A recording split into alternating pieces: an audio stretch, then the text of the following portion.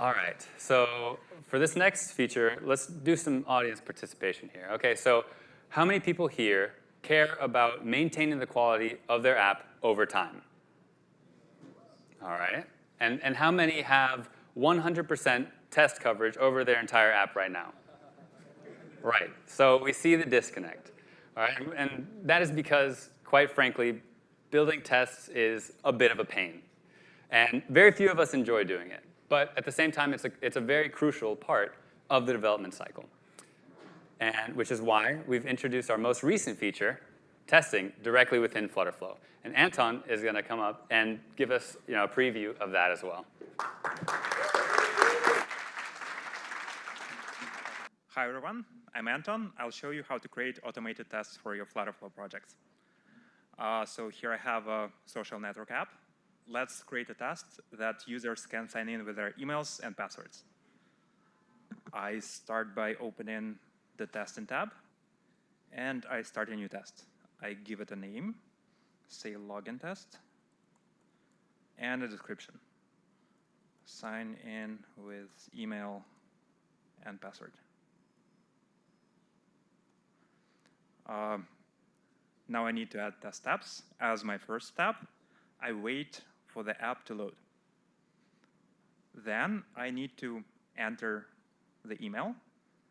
I choose Interact with Widgets tab, type enter text, and I select the widget directly from the UI builder. Here's my email field.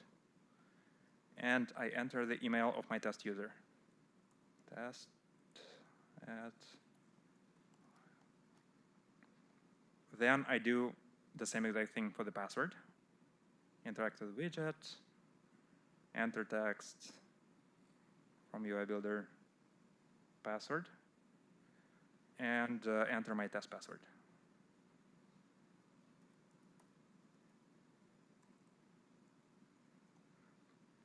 Now I need to tap login, interact with widget,